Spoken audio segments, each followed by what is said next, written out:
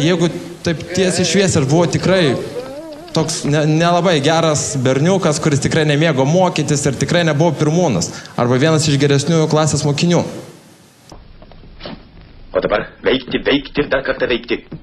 Tikrai žinau, koks jaudulys yra netgi ir sakant priesaiką, koks jaudulys yra supratus, kad įžengė į politinę karjerą, kad eisi politiniu keliu.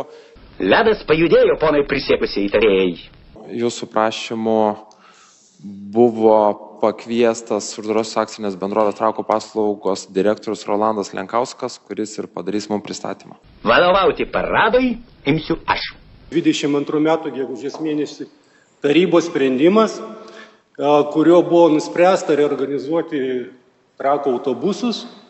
Ir norėčiau pabrėžti, kad sprendimo pagrindinis tikslas buvo optimizuoti ir efektyvinti savivaldybės valdomų įmonių veiklą. Pristatyta, kad yra efektyvi komanda ir efektyviai naudojami ištekliai.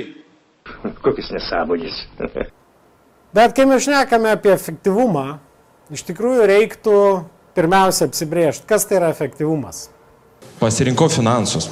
Nors supratau iš anksto, kad čia ne man. Bet kokia organizacija patiria išlaidas. Ir jinai turi kurti, panaudoti tas veiklos išlaidas, siekiant tikslo vienetų. Aš kaip finansininkas, tai toli man. O pinigai? Pinigai? Jūs rodos prašote manęs kažkokių pinigų? Efektyvios ir visuomeniai būtinos paslaugos, kurios būtų prieinamos ir jiem naudingiausios. Efektyvumas. Turbūt buvo padaryta labai daug žingsnių, kad pasiekti tai, ką šiandien turime. Aš kažką tai blogai padarydavau, pamiršdavau kažkokius tai planus. Ir ateidavo direktorė ir sakydavo, Andriau, kur planai? Andrius, aišku, pauzė. Galvoja, ką dabar sukurti. Visada išgelbėdavo vaikai. Vaikai, ką nors sugalvodavo, kad mes matėm, kaip mokytojas rašė, bet neatsivežė ten kompiuterį sugedo dar kažkas. Man čia buvo super. Aš taip galvoju, o va čia tai darbas. Dar kai turiu komandą, gali... Koks jis keistas. Dėkuoju jums. Aš aišku irgi, jie ten pabėgdavo ar ką aš jos dangstydavo. Ir taip mes susikūrėm, taip pas mus susikūrė tas ryšys. Šiandien turime jau praktiškai 2 metus, kaip įmonė veikia. Savivaldybės kontroliuojamos įmonės iš tikrųjų vis dar valdomos pakankamai neefektyviai. Bendrovė siekia būti prieinama ir skleisti apie save informaciją. Tuo tikslu turime sukūrę bendrovės internetinį svetainę, kur yra tokia skiltis bendraukime. Jūs gana banalus žmogus. Taip pat turime labai intensyviai veikiančią bendrovės Facebook'o svetainę, kurioje teikime savo lūkesčius keleiviam, lūkesčius kitom veiklom. Taipogi, jeigu susidurėm su problemom, irgi bandome paviešinti savo veiklą, kad visi žinotų, kaip įmonė šiuo metu gyvena ir ką ruošiasi daryti. Jūs mokslo darbuotojas. Taip, jau seniai, kai kurių požiūrių. Optimizavome 5 vadovaujančius darbuotojus. Taipogi valdyba. Iki sujungimo turėjome 10 valdybos narių, šiandien turime 6. Veikti drąsiai, daugiau cinizmo, žmonėms tai patinka.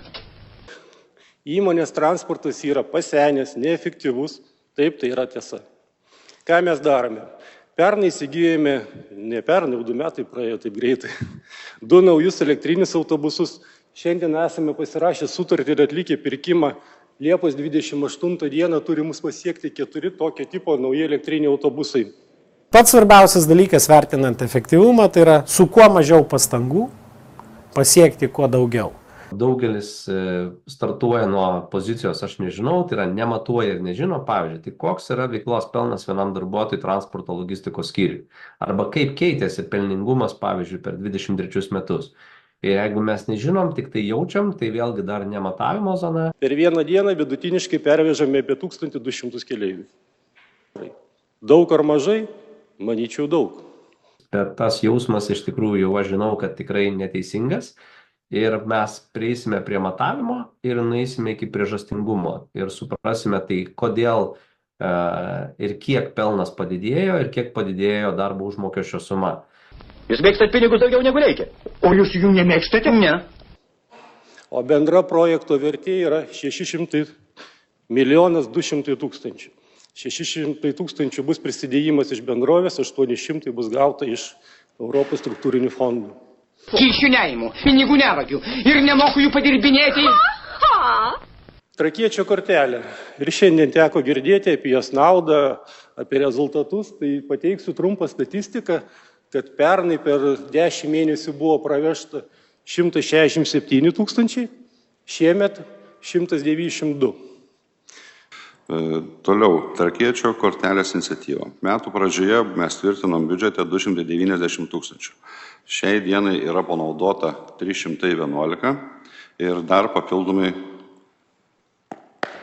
duodam pinigų. Ne, tai nėra dotacija. Savivaldybė tiesiog dengia bendroviai pajamas už negautus bilietus. Iki Trakiečio kortelės atsiradimo savivaldybė kiekvienų metų gale tvirtindavo dotaciją trako autobusams. Tai aš taip suprantu, kad Trakiečio kortelė tai yra ta pati iš esmės dotacija, tik tai įvilkta į kitokią formą, tai ir su papildoma nauda gyventojams. Mūsų galbūt yra netgi ir prievolė, ir pareiga tiekti kuo geresnės viešasias paslaugas. Mes tą ir darom. Jeigu jūsų kaip tarybos nario nuomonė atrodo, kad gyventojams teikiamos viešos paslaugos yra dotacija, įdomi subjektyvi nuomonė. Jūsų politinis kredo visada. Kiti rajonai, pavyzdžiui, Elektrėnų autobusai, Alytaus autobusai sugeba vežti keleivius tą pačią kainą, kokią mūsų autobusai veža su nuolaida Trakiečio. Ir kažkaip tai išsilaiko. Mes vežam gyventojus už tokią kainą tik tai su nuolaida, virškainį padengdami iš mokesčių mokėtojų pinigų, bendrų. Tai pirmoje eilėje aš turbūt susimastyčiau, kaip efektyviai apskritai dirba mūsų autobusai ir galbūt nuvažiuočiau į kitus rajonus pasisemti patirties, kaip jie tą veiklą paefektyvinti. O antras dalykas, tai kaip tai dar pavadinti, jeigu ne dotacija. Į autobusų parką už dyką, jūs įsivaizduojate 350 000 per metus, kiek pravežta žmonių ir kiek už bilietus gautų ir jie jų negauna, dėl to, kad jūs priėmėte tokį sprendimą ir įvedėt kortelę. Džiaugiuosi jūsų aktyvumu, Nerijau. O vis dėlto?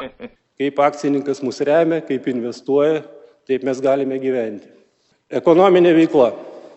21 metai trako paslaugos su minusu baigėme, trako autobusai su minusu, 22 su minusu, trako autobusai pliusas, 23 pliusas, 24 klaustukas.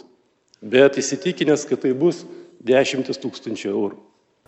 Senovės indų ar kiniečių patarlė sako, kad esant stipriam vėjui, net kalakutai skraido.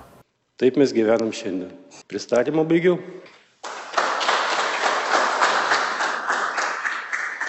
Ačiū direktoriui už puikų pristatymą. Ačiū tikrai už išsamų pristatymą. Visų pirma, ačiū direktoriui už išsamų pristatymą ir atliekamą darbą, bet pristatymę aš pasigėdau, kokią dalį įmonės pajamose sudaro ne iš savivaldybės gaunamos pajamos. Pristatymę pasigėdau kaštų ir išlaidų susijusių su moksleivių pavėžėjimu.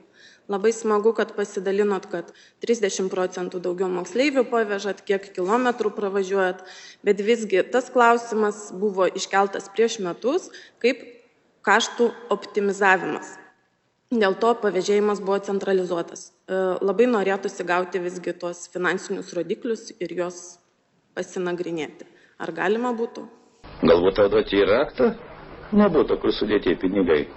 Po tarybos tikriausiai galite finansų skyrių užeiti ir galite susipažinti. Tikrai galite su tokiais dalykais kaip finansinės ataskaitos, kurios yra teikiamos, ateiti į finansų ar apskaitos skyrių atsižvelgiant su kokia funkcija yra klausimai ir susipažinti su pateiktais dokumentais.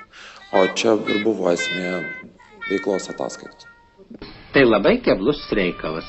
Labai keblus, tai gali sužinoti tik pasiturintis žmogus. Arčiau prie kūno, kaip sako gydymo pasanas. Matome efektyvumą. Ir kaip aš visada sakau, orientuojamės į tai, kad kuo kokybiškesnės ir būtų paslaugos, kad konkrečiai ir mūsų gyventojai matytų pokyčius ir tikrai manau, kad juos mato. Labai džiaugiuosi inovatyviais sprendimais tiek ir su mechanizuotom šluotom, tiek ir su robotais. tikrai irgi rezultatas matomas, ne tik finansinis, bet ir kaip veiklos. Vytauto Didžiojo krantas visada nuostabiai atrodo kaip iš atviruko, tai žinau, kad nemažai prisideda tiek jūs, tiek jūsų darbuotojai, tiek ir jums, tiek ir visam kolektyvui sėkmės.